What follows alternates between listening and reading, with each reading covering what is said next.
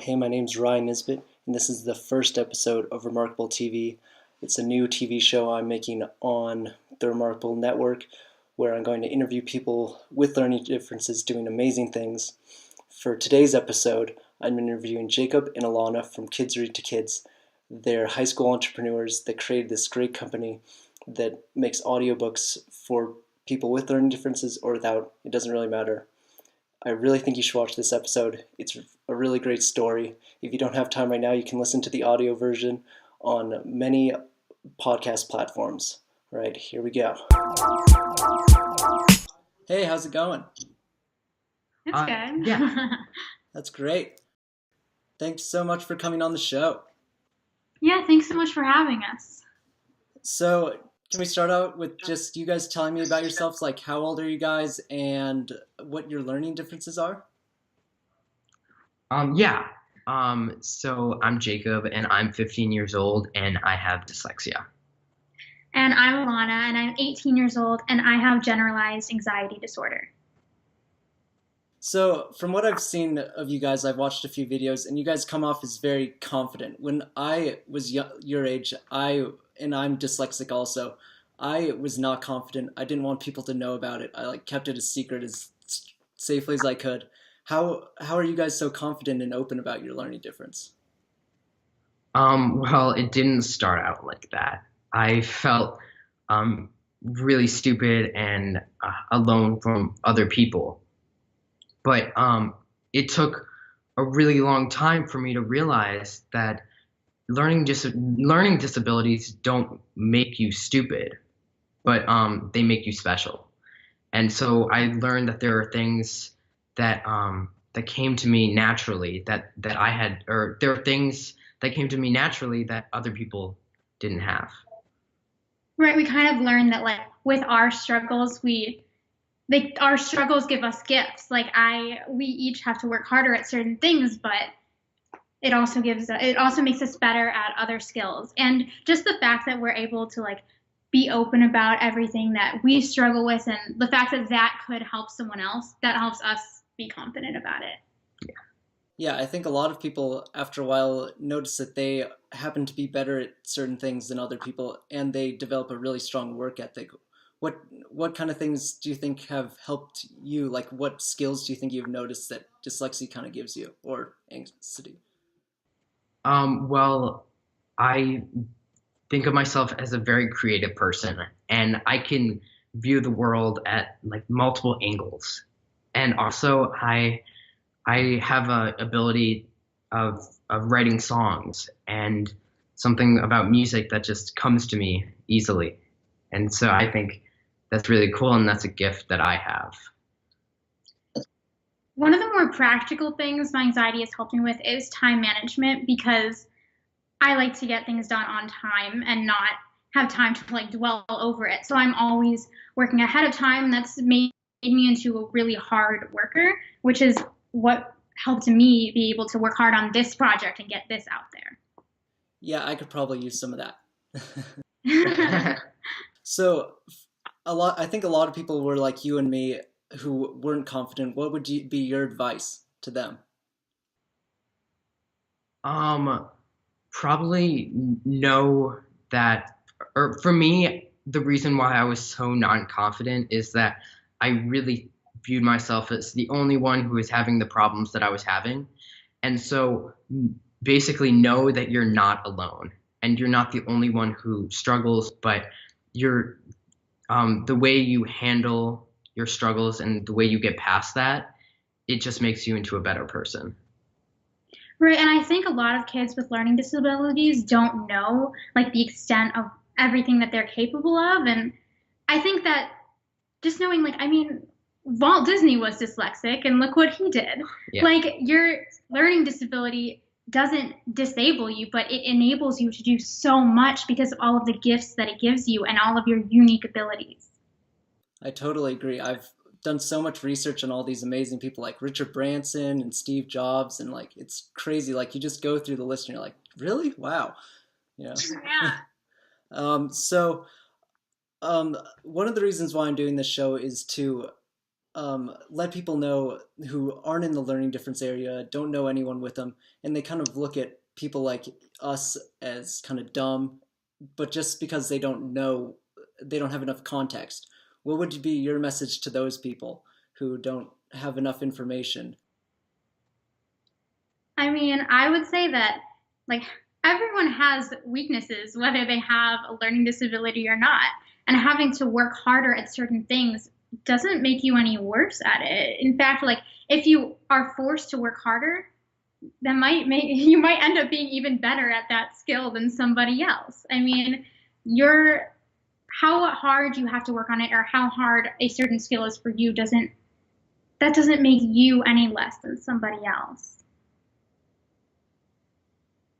Uh, um, yeah, yeah, I agree. And for so many people, I know they have ways of working that just it takes like the minimal effort required.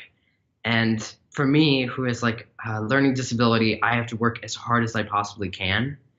And so that's a really important skill to have because people look at other people with learning disabilities as I don't know, they're disabled, but as Alana said, it doesn't disable you; it enables you to do so much more and work harder. And so, yeah, Yeah, and sometimes the product of that hard work is even better than you could have even imagined because you had to put so much effort into it.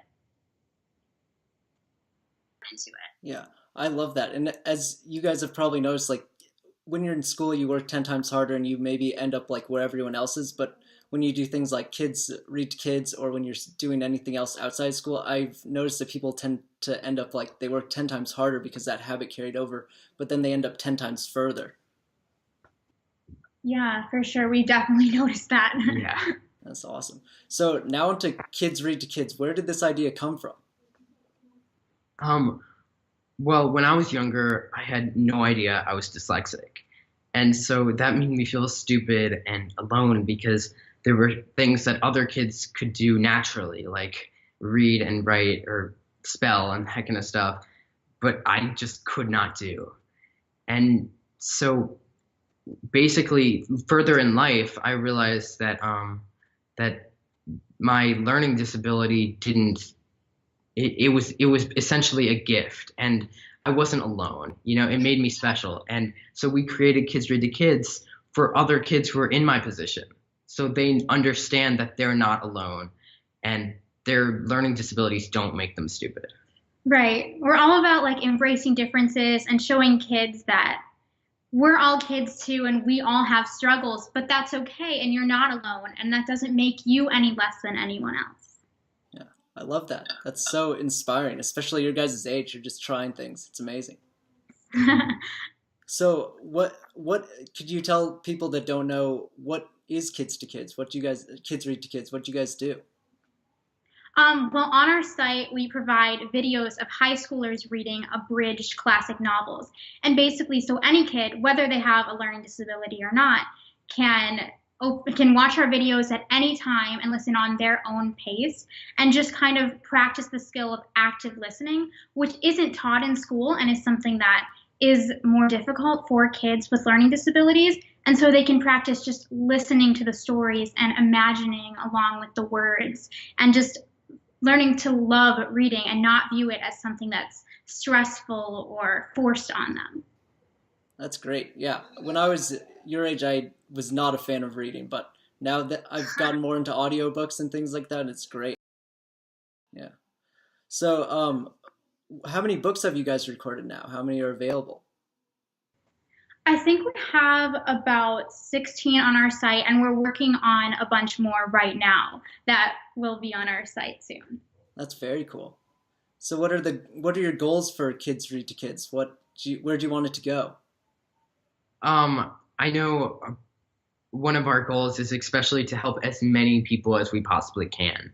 And so really we want to just expand our audience and really spread our message. So every kid knows that, they're not stupid and they're not alone and our message is sent out. Yeah, we'd love to like get into the school system so that any kid anywhere, if they're having trouble in school, they can watch our videos on their own time and slowly become confident with reading. Yeah, we have our videos set up so it's chapter by chapter, and any kid can just rewatch any video so they can go on their own pace. That's great. So how can people get involved? How can people help you? Well, we're always recruiting new volunteers to read stories for us.